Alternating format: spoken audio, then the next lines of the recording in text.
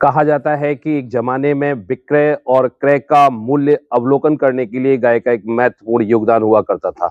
उस जमाने में गाय को एक बहुत ही उच्चतम दर्जा प्राप्त था, लेकिन आज जिस तरह से योगी और मोदी सरकार ने इसमें अपना महत्वपूर्ण रोल अदा किया है और गाय को एक चिरंतन सीमा पर पहुंचाया है, इसके लिए उन्होंने पूरी तरह से प्रशासनिक सेवाओं को भी सम्मिलित किया है और एक आयोग भी गठित किया है। और इस आयोग का पूरा काम उस सारी चीज़ों को क्रियान्वित करना और अच्छे से करना है। तो मेरे साथ आज रमाकांत उपाध्याय जी, माननीय रमाकांत उपाध्याय जी, नमस्कार। नमस्कार। और जिस तरह से आप पहले भी मेरे साथ रहे हैं, तो आज जिस तरह से गायों को आगे लाकर, गाय माता को आगे लाकर एक नई दिशा और दशा दी जा रही है, उसके बारे में आपका क्या मानना है? हमारे देश के प्रदेश के यशस्वी मुख्यमंत्री, हमारे देश के यशस्वी प्रधानमंत्री और इनकी जो सोच है, किस तरह से जो हमारी मान्यताएं थीं, हमारे पौराणिक इतिहास थे, पौराणिक जो ग्रंथों में लिखा हुआ था, उनको कैसे ज़मीन पर धरातल पर लाया जाए।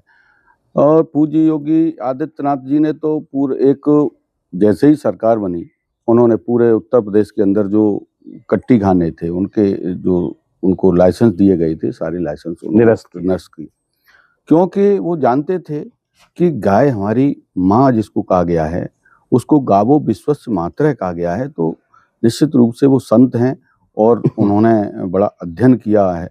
तो उन्होंने इस बात को लेकर उन्होंने गाय कैसे बचे, गौवंश कैसे बचे, पहला काम उन्होंने ये किया। पूरे उत्तर प्रदेश के अंदर 7,500 लगभग गौशालाएं आज हैं और 12.5 लाख गौवंश उसमें संरक्षित है।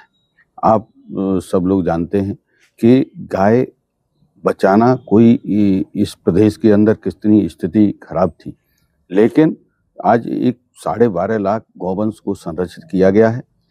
अब अगला चरण जो चला है, उसमें चूंकि गौशालाओं की लगातार पूरे प्रदेश से समस्याएं और शिकायतें आती थी, तो उसमें प्रधान और सचिव से हटाकर वो गौशालाएं, अच्छे लोग हैं वो काम करें, लेकिन समाज सेवी लोगों को, एफपीओ, एनजीओ और स्वयं सहायता समूह, ऐसे लोगों को गौशालाएं, संतों को विशेषकर ऐसे लोगों को गौशालाएं देकर उनको ये काम आगे बढ़ाया जा रहा है। जिस तरह से हमने देखा है कि आज गौ माता जो है, उसका जो दूध था, उसको ही मेन धारा में नहीं माना जा रहा है, आगे जा रहे हैं। गौमूत्र जो है, जो कि एक विशेष औषधि के रूप में चारों तरफ, चाहे आप शारीरिक रूप में मान लीजिए, मानसिक रूप में मान लीजिए, या फिर खेती में होने वाले कीटनाशक के रूप में मान लीजिए, चारों तरफ अपनी दिशा और दशा दे रहा है और बहुत अच्छे से आगे क्रियान्वित हो रहा है। मैं मानता हूँ कि जैसे भारत में लगभग 30 करोड़ गाय हैं और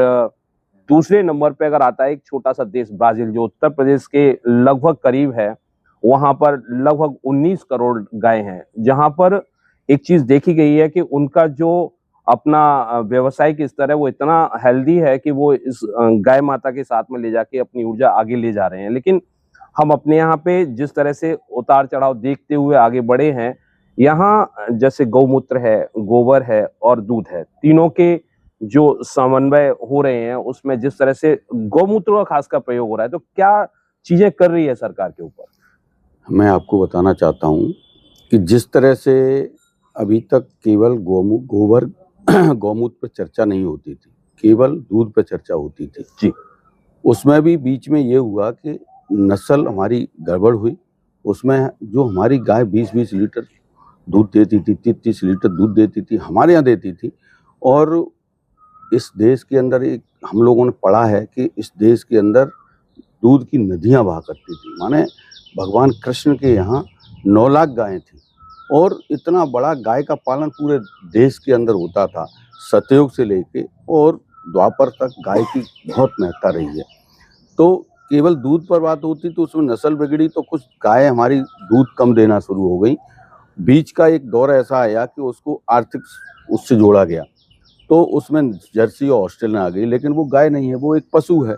तो गाय को नस्ल सुधार करके हमने दूध बढ़ाया है।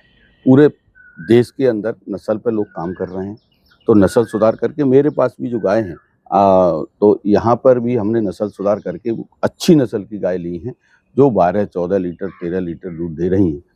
तो एक तरफ नस्ल सुधार, दूसरी तरफ सबसे बड़ी जो ताकत है वो गाय के पास है। गौमयी बस्ते लक्ष्मी, माने गोबर के रूप में एक लक्ष्मी है, वो गाय के पास है। उसमें लक्ष्मी का वास कहा गया है।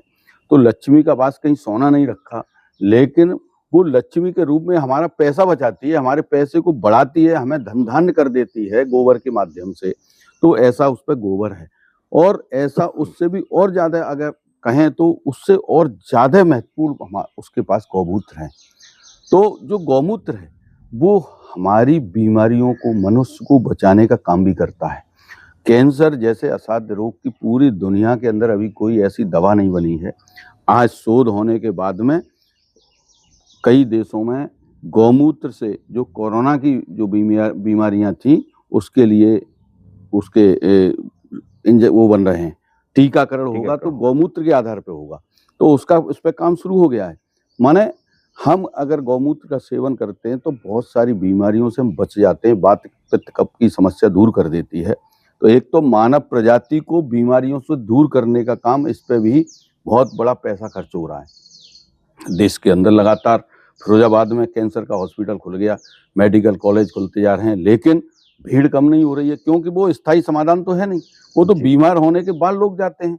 लेकिन अगर गौ माता अपने घर में व्यक्ति रखता है और उसके दूध का सेवन करता है, उसके गौमूत्र का सेवन करता है। गौमूत्र में करक्यूमिन नाम का एक पदार्थ होता है जो कैंसर जैसे रोग को रोकता है। तो क्या है कि और गोबर और गौमूत्र, अब गोबर पे बात करते हैं तो आज हमारी खेती वो बंजर की तरफ जा रही है। हम पूरे प्रदेश में दौरा कर रहे हैं, 0.2 और 0.3 कार्बन का स्तर रह गया है और ये माने बंजर की तरफ लगभग पहुंच रही है, बढ़ रही है। अगर ये कार्बन को बढ़ाने का काम कोई भी कर सकता है तो केवल और केवल गोबर गौमूत्र से जो बनी खाद है ये गोबर ही कर सकता है। तो इसके द्वारा जहां हमारे कार्यकर्ता जीवामृत, घन जीवामृत और ये गोबर की खाद का प्रयोग कर रहे हैं तो वहां 4, 5, 6 और ऊपर तक चला जाता है। जिस तरह से देखा गया था कि प्रजनन में देखिए गाय का जो पालन है उसमें सबसे बड़ी प्रक्रिया जो दिक्कत देती है वो यही है कि प्रजनन की जो सुविधा है, यानी कि गाय के लिए एक तरह से जो प्रजनन की प्रक्रिया के प्रारंभ की जो दिशा आती है उसमें दिक्कत आती है। भैंस को इसीलिए आदमी आराम से ले लेता है और उसको कम लेता है। तो इसके ऊपर क्या सरकारें कुछ नए स्तर से और नए तरीके से एक नया काम कर रही हैं? मैं आपको बताऊं, वो है क्या कि जब हम समाधान सोचते हैं, समाधान खोजते हैं तो हमारा जो दिमाग है, हमारा सोच है वो समाधान की तरफ चली जाती है। जब हम सोचते हैं जी, कोई भी समस्या ऐसी नहीं जिसका समाधान नहीं हो। बिल्कुल। देश के अंदर एक नंदी का एक प्रचलन समाप्त हुआ, गाड़ी बंद हो गई, ट्रैक्टर आ गए, जबकि किसान को जरूरत नहीं है ट्रैक्टर की, फिर भी वो ट्रैक्टर ले लिया उसने। तो नंदी की समस्या हुई, नंदी सड़क पे आने लगे, नस्ल बिगड़े हुए और वो सड़क पे आ गए, पूरे देश की समस्या। तो सरकार ने तुरंत उस पर विचार किया और उससे एक नया सीमन तैयार किया वैज्ञानिकों ने, उससे 90% बछिया पैदा होती है। तो इस तरह का भी एक काम कर दिया, क्योंकि बछड़े कम आएंगे तो वो समस्या नहीं रहेगी। वास्तविकता ये है कि नंदी की जरूरत है इस देश को, कितनी एनर्जी वो दे सकता है हमें। एक नंदी एक गाड़ी चलाता है, खेत जोतता है, माने कितने तरह के कोलू चला सकता है, चक्की चला सकता है। हमारे लखनऊ के पास में एक सीओ थे, उन्होंने अपना वो रिटायरमेंट लेके और वो उस बिजली बना रहे हैं, चक्की चला रहे हैं, सारा काम उन बैलों के माध्यम से कर रहे हैं। माने उस पर एनर्जी है, वो डीजल को लाने की जरूरत नहीं। आज वैश्विक समस्या है हमारे देश के सामने कि डीजल की समस्या हो गई, गैस की समस्या हो गई। हमारे पास ये जो गाय माता गौवंश का जो गोबर है, गौमूत्र है, जब हम गोबर गौमूत्र पर चर्चा करते हैं उस समय हमारा पूरा गौवंश उसमें आ जाता है। बिल्कुल, गाय नहीं है, नंदी है तो भी आ जाता है, भी आएगा, क्योंकि गोबर गौमूत्र दोनों देते हैं। तो इसके आधार पर हम किसान को, अभी हमने सरकार के साथ मिलके और हमारी सरकार ने कई तरह के फैसले लिए हैं। उसमें एक फैसला ये है कि छोटे किसानों के लिए बायोगैस दिया जाएगा सब्सिडी पर। पहले से भी दिया जा रहा था, लेकिन उस पर चिंतन नहीं हो रहा था और उसको आसानी से नहीं मिलता था, लेकिन अब हम लोग शासनादेश बहुत जल्दी होने जा रहा है। तो जो चाहते हैं उनको बायोगैस दिया जाएगा, उनको गौशालाओं से गाय दी जाएगी। पहले 4 गौवंश दिया जाता था, सरलता नहीं थी, लेकिन आज सरलता है। आप लेने जाएंगे, आपको कोई भी पूरे प्रदेश के अंदर आपको परेशान नहीं करेगा, वो आपको गौवंश देगा। और हमने 10 गौवंश के लिए भी एक शासनादेश जारी करा रहे हैं। इससे कोई 10 गौवंश लेके आना चाहता है, युवा है, वो अपने गांव में बेरोजगार है, वो 10 गौवंश ले आए, उसको खाना खर्चा सरकार देगी, वो अपने यहाँ बायोगैस लगा ले, उससे गैस का काम हो गया। और जो बचा हुआ गोबर है उससे अपनी खाद बनाएगा। और सरकार से हमने आयोग ने हमने पूरा पत्र लिख के उनसे बातचीत करके आगे आने वाले समय में इसी वर्ष में जो किसानों को जो प्राकृतिक खाद है, क्योंकि इस जहर की वजह से पूरा देश बीमारियों से ग्रसित हो रहा है, हमारे जो उत्पाद हैं वो दूसरे देशों में नहीं जा पा रहे हैं, क्योंकि उनकी जो पेस्टिसाइड और उसकी जो लेवल है वो बहुत ऊपर निकल चुका है। तो इसके लिए इस वर्ष से प्राकृतिक खाद जो है किसानों को भी दी जाएगी। माने एक तरफ कोऑपरेटिव के माध्यम से किसानों को प्राकृतिक खाद दी जाएगी डीएपी के साथ में, दूसरा एक तरफ जब हमारा युवा जो बेरोजगार है 10,000 8,000 की नौकरी करने दूसरे प्रदेशों में जाता है, दूसरे शहरों में जाता है, उसको कहीं जाने की जरूरत नहीं है। वो 10 गौवंश अपने घर पे लाए, उसकी सेवा करना शुरू करे। उसके गोबर और गौमूत्र से कीट नियंत्रक बनता है, गुनाइल बनता है, और इधर आजकल पेंट बनना शुरू हुआ है। और पेंट की सब लोग जानते हैं कि ये जब गोबर की पेंट अगर घर में करते हैं तो कम से कम एक लगभग 4 डिग्री टेम्परेचर कम कर देता है। दूसरा रेडिएशन को मुक्त कर देता है। तीसरा उत्पाद, बहुत तरह के जगह जगह ट्रेनिंग चल रही है हमारे प्रखंड में, हर महीने ट्रेनिंग होती है। अभी मैं गया था तो 4-5 प्रदेशों के कार्यकर्ता वहाँ सीखने आए थे। माने वो अपने यहाँ गोबर के उत्पाद, गुनाइल, फिनाइल की जगह गुनाइल, वो खाद है, गैस है, ये सारी चीजें तैयार करेगा, गौ उत्पाद तैयार करेगा। तो गौ उत्पाद लोग ले रहे हैं, वो जानते हैं घर में अगर गणेश जी की मूर्ति हम अगर गोबर की रखते हैं तो घर का रेडिएशन मुक्त कर देते हैं गणेश जी, पूजा भी हो रही है। और वैसे भी आप जानते हैं कि पहले भी ये बीच बीच में कहावत कह रहे थे, अरे तुम तो गोबर गणेश हो। माने गोबर के गणेश वो हमारी समस्याओं को दूर करेंगे, हमारे रेडिएशन को मुक्त करेंगे, वातावरण शुद्ध करेंगे। और गाय के गोबर से धूप बत्ती है, समरानी कप है, माने कितने तरह के उत्पाद जो हमारे घर की जो पॉजिटिविटी बढ़ाते हैं। तो एक तरफ उत्पाद भी बनाएगा, एक तरफ खाद बनाएगा, एक तरफ अपने लिए गैस तैयार करेगा, फिर इसके माध्यम से अपनी खेती करेगा, जो उस पर एक्स्ट्रा खाद होगी उससे मुनाफा कमाएगा और वो जो है अपना जीवन यापन वहां पर करेगा और अच्छे कमाएगा। दूसरा सबसे बड़ा पहलू क्या है कि वो जो है जैसे ही वो प्राकृतिक खेती करता है उसके जो उत्पाद होंगे, आज देश के अंदर नहीं तो पूरे दुनिया के अंदर सारी चीजों की मांग है। हनुमानगढ़ राजस्थान में एक जिला है, वहाँ के लोग सारे नौकरी करने जाते थे, वहाँ प्राकृतिक खेती से उन्होंने मसाले तैयार करना शुरू किए। आज वहाँ का दुनिया के अंदर मसाला जो जैविक मसाला या प्राकृतिक मसाला वहाँ से जाता है। गांव के युवा जो कहीं नहीं जाते, वो गांव में रहते हैं, गांव में से ही पूरे दुनिया के अंदर व्यापार करते हैं।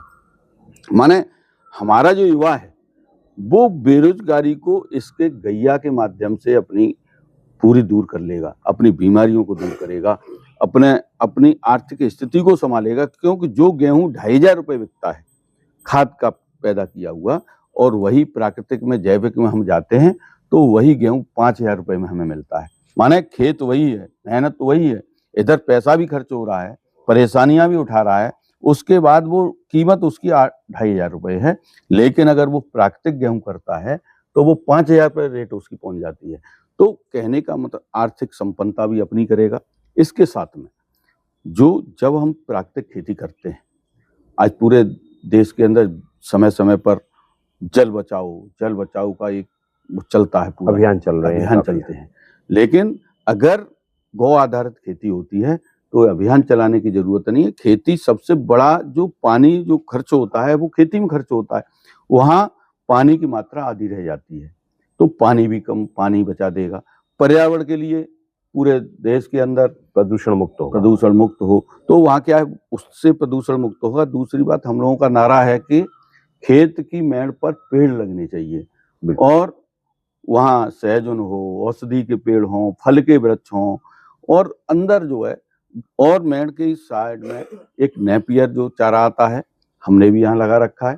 तो नेपियर 8-10 साल तक चलती है, वो पूरे वर्ष भर हरा चारा मिलता है। जो हमारा गौवंश है उसको हरा चारा मिलेगा, तो वो मेड़ पर और मेड़ के किनारे पर हम हरा चारा कर सकते हैं।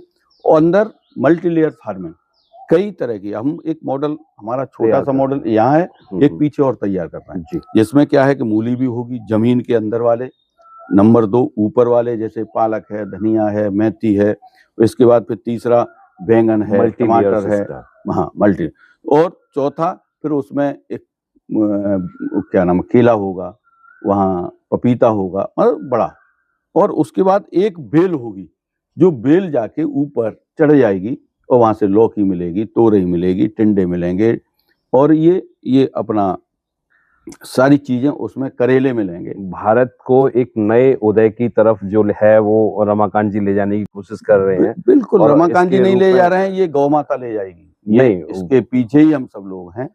और आप ये समझिए, अगर इस विधि को कोई भी अपनाता है, जो अपना रहे हैं जी, आज इतने प्रसन्न हैं, कम मतलब कहने के लिए हम ये कह सकते हैं वो कम पैसे में प्रसन्न है, लेकिन मैं एक दावे के साथ कह सकता हूँ कि इस पर जो काम कर रहे हैं लोग, वो अच्छा पैसा कमा रहे हैं। मैं अभी बाहर क्षेत्र में गया, चिनार क्षेत्र में एक किसान है, राधा किशन शर्मा, प्राकृतिक, उन्होंने 1 हेक्टेयर खेती की है, उसमें उन्होंने फलदार वृक्ष लगाए हुए कई तरह की जी। उनका इस वर्ष की जो आय थी वो 10 लाख रुपए थी। कोई भी किसान इतना नहीं कमाता। आज हरे चारे में 1 लाख रुपए 1 बीघा में कमा सकता है, लेकिन सोच को बदलना पड़ेगा। और इस गौ माता के साथ में, इसके गोबर से, गौमूत्र से, इनकी जो उत्पाद हैं, गाय का घी, आप जानते हैं कितनी बीमारियों को दूर करता है। गाय का जो मट्ठा है, छाछ है, कितनी लाभकारी है, पेट की सारी समस्या दूर करती है। माने हम गाय के साथ जैसे ही जुड़ेंगे, जो लोग जुड़ते जा रहे हैं वो अपने जीवन का आनंद लेते जा रहे हैं। प्रकृति ने ये माना भी है कि गाय के जो भी चीजें हैं, चाहे वो दूध हो, चाहे वो उनका पेशाब हो या उनका गोबर हो, सारी चीजें बहुत आगे ले जाती हैं। और सबसे बड़ी चीज ये है कि हम जब भी इन चीजों का उपयोग करते हैं तो मस्तिष्क पे एक अलग तरह का गहरा प्रभाव पड़ता है। और मुझे लगता है कि एक सोचने के लिए जो क्षमता होती है वो मार्गदर्शित करती है। बच्चों में भी आपने देखा है, जब बच्चे बिल्कुल बच्चे होते हैं प्रजनन के स्टार्टिंग के बाद में, तो सबसे पहले उनको डायरेक्ट भैंस का दूध ना देके, अगर माँ किसी तरह से कम दूध दे पा रही है उनको, तो फिर वहां पे गाय का दूध है उसका सेवन कराया जाता है। यानी ये क्लियर है कि गाय का जो दूध है वो अलग तरह की औषधि के रूप में भी प्रयोजित किया जाता है। तो यहाँ पे जो नई चीजें हैं, मैं ये मानता हूँ कि अगर सरकार नए युवाओं को जागृत करके उनको उनके उत्पाद से फिर आगे ये कहे कि इसे व्यवसायिक रूप में आप इसे धरोहर मान के इसे शुरुआत करिए, तो मुझे लगता है एक अच्छा कार्य होगा। तो इसमें सरकारें किस तरह सहयोग करना चाह रही हैं? पूरे प्रदेश के अंदर अभी जैसे खाद बनेगी तो खाद कोऑपरेटिव खरीदेगी। दूसरा, समाज के अंदर इतनी जागरूकता आ चुकी है। सिरसागंज के अंदर संदीप जी हैं, तो ठाकुर जयवीर सिंह मंत्री जी हैं, उनके भतीजे हैं जी, वो गाय की गौशाला चलाते हैं, वहाँ खाद बनाते हैं। उनके पास आलू के सीजन पर खाद पहले ही बुक हो जाती है, सारी बिक जाती है, बचती नहीं है, बल्कि उनको डिमांड रहती है। हमारे यहाँ शिल्पा जैन है, अरिहंत जैन है, गाय के गोबर के उत्पाद तैयार करती हैं। 15 महिलाएं लगी रहती हैं उनके यहाँ, लेकिन दीपावली पे दीपक उनके यहाँ मिलते नहीं है। माने जो लोग इस पे काम करना शुरू किए हैं, आज सरकार के साथ साथ सरकार ने इस पे काम करना, क्योंकि बायोगैस 1 लाख बायोगैस की बातचीत हुई है, शासनादेश जल्दी जारी हो जाएगा, तो ये सरकार उसको जो है इस रूप में करेगी। आगे एक जिले में दुकानें भी जो प्राकृतिक उत्पादन करेंगे उनके लिए वो भी व्यवस्था हो रही है। और जो सहकारिता की जो दुकानें हैं उनसे भी हम लोगों की बात हुई है, वो आगे जैसे आपको कीट नियंत्रक बनाते हैं गौमूत्र से, वो खरीदेंगे और अपनी दुकानों पर रखवाएंगे। माने एक चीज, एक कदम आगे बढ़ रही है। सरकार का पूरा सहयोग है, पूरा देश आज माननीय प्रधानमंत्री जी मंच से बोल रहे हैं कि भाई डीएपी यूरिया डालना बंद करिए, जहर है और इससे खेती की सेहत खराब हो रही है, हमारी सेहत खराब हो रही है, सारा कुछ बिगड़ रहा है, तो वो चिल्ला रहे हैं। वो जब देश का प्रधानमंत्री और वहां से जब बोलते हैं तो उसका एक असर होता है, और उन्होंने जब गहन अध्ययन किया तब वो बोल रहे हैं, माननीय मुख्यमंत्री जी हमारे बोल रहे हैं। माने आज सबको समझ में आ गया है कि ये गाय सर्वदेवमयी गौ माता कहते हैं जिसे, ये सब कुछ देने वाली है। माने देश को बचाने का काम, देश की आर्थिक स्थिति जो 2 गुनी 3 गुनी और 1 ट्रिलियन ऐसे कहा जाता है कि इतनी हमारे देश की अर्थव्यवस्था होगी, माने वो उस अर्थव्यवस्था के पीछे हमारा ये गौवंश होगा, गाय माता होगी, क्योंकि और कोई रास्ता नहीं है जो गैस दे सके। आप बताइए गैस की कितनी मारामारी है। आज हमारा गोबर वो गैस निकालता है, सबसे ज्यादा निकालता है, हमारे पास इतना गौवंश है बायोगैस के माने बायोगैस के लिए सीबीजी प्लांट पूरे प्रदेश में लगाए गए हैं, हर तहसील पर एक सीबीजी प्लांट लग रहा है। तो गैस की समस्या दूर हो तो खाद गैस ये सारी समस्याओं के समाधान में हमारी गौ माता है। इसको सरकार भी कर रही है और जागरूक लोग भी इसमें आगे बढ़ रहे हैं। हम लोगों ने भी इस तरह के जो लोग हैं पूरे प्रदेश में एक बड़ा सम्मेलन करने जा रहे हैं जो इस पे काम कर रहे हैं। कोई चारे पे काम कर रहा है, कोई गाय पे कर रहा है, कोई खेती पे कर रहा है।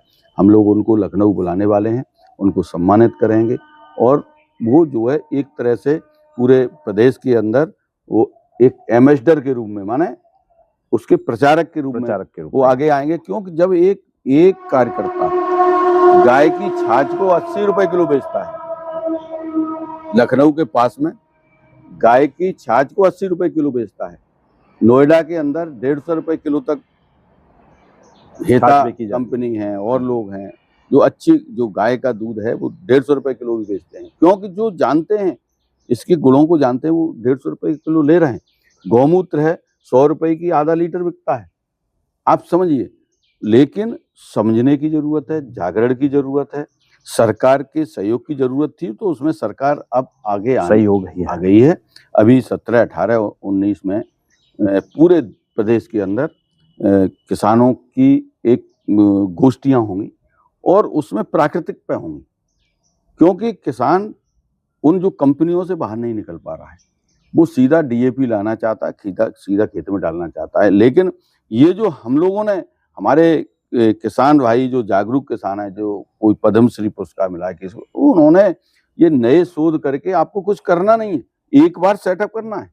एक बार आपने सेटअप कर दिया, आपको बटन दबाना है, आपकी खेती में खाद लग जाती है, जीवामृत लग जाता है, आपको किसी चीज की जरूरत नहीं होती है। तो ऐसे मॉडल हमारे पास हैं, जो लोग देखना चाहें मैं उनको बता सकता हूं। आप यहाँ पर जाइए और वहाँ देख के आइए, समझिए और अपने यहाँ काम करना शुरू करिए। तो ये सरकार और समाज के जागरूक लोग जो देशभक्त हैं, समाज भक्त हैं, गौ भक्त हैं, इस पर काम पे लगे हुए हैं और बहुत जल्दी एक चमत्कार होगा।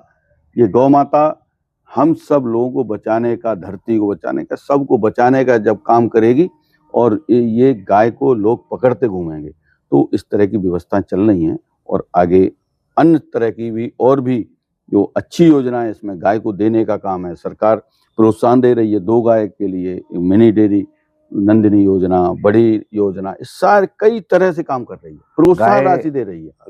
देखिए, जैसे युवा अगर जुड़ना चाहे इस पूरे सिस्टम से, इस पूरे कार्यक्रम से, तो जुड़ने के लिए उसे आगे आने के लिए सबसे बड़ी होती है मार्गदर्शन की आवश्यकता। और मार्गदर्शन के लिए ये बहुत जरूरी है कि एक दशा जब तक नहीं दिखेगी तब तक वो कोई कार्य नहीं कर सकता है। तो अगर कोई गौवंश को लेना चाहे, एक डेयरी खोलना चाहे, तो वो किस तरह इस कार्य को करेगा, कैसे सरकारें सहयोग करेंगी? देखो, ऐसा है कि अगर कोई युवा 4 गौवंश लेना चाहता है तो जहाँ गौशाला उस क्षेत्र के अंदर एक वेटरनरी का हॉस्पिटल होता है, वहाँ डॉक्टर बैठते हैं।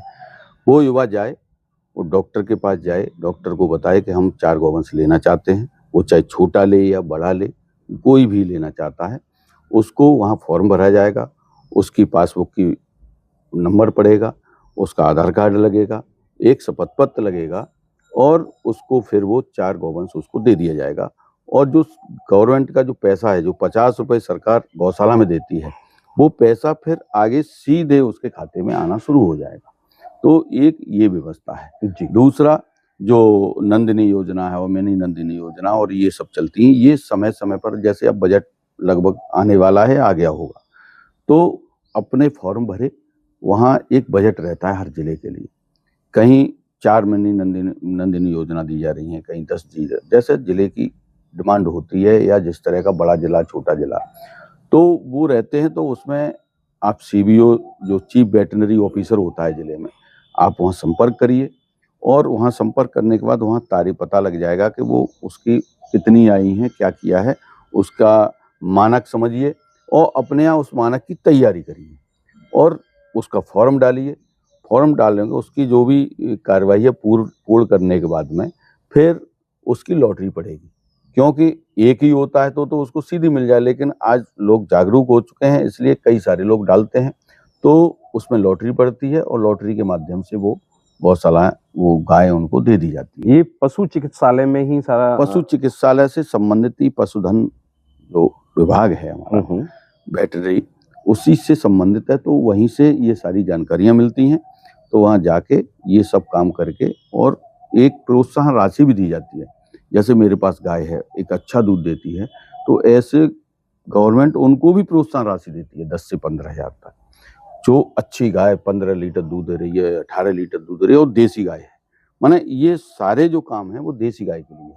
अच्छी नस्ल की गाय, देसी गाय, जो चाहे उसमें देसी में साहिवाल भी आती है, गिरी भी आती है, थार पारकर आती है, कांकरेच आती है, अपनी गंगा तीरी आती है, माने किसी भी तरह की जो अच्छे दूध वाली गायें, अच्छी नस्ल की गाय हैं, शुद्ध देसी, उनको देने का सरकार ने पूरे प्रदेश के अंदर ये अभियान चलाया हुआ है कि हमारे देश के, हमारे प्रदेश के अंदर देसी गौवंश जो अच्छा दूध देता है। इससे आज हम दूध के मामले में कई प्रदेशों से बहुत आगे हैं, लेकिन इसके साथ साथ गाय का दूध बढ़े, इस पे सरकार की चिंता है, तो इस पर लगातार काम हो रहा है। तो युवा आराम से वहाँ संपर्क करके इस चीज़ की जानकारी कर सकते हैं, इस पे आगे बढ़ सकते हैं।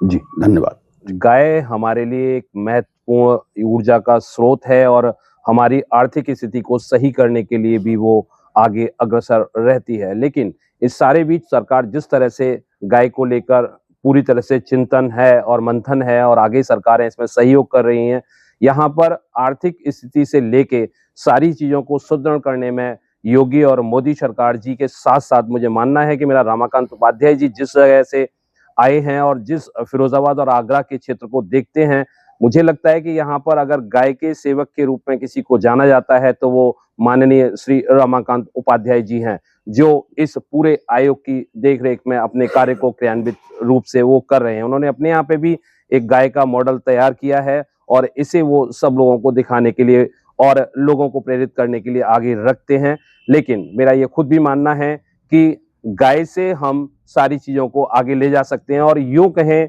कि जैसा रहेगा अन्न वैसा होगा मन। तो मैं IND 24/7 न्यूज़ से कुलदीप शुक्ला आपके लिए नई खबरें इसी तरह लाता रहूँगा और एक नई समृद्धि की ओर भारत ले जाता रहूँगा। धन्यवाद।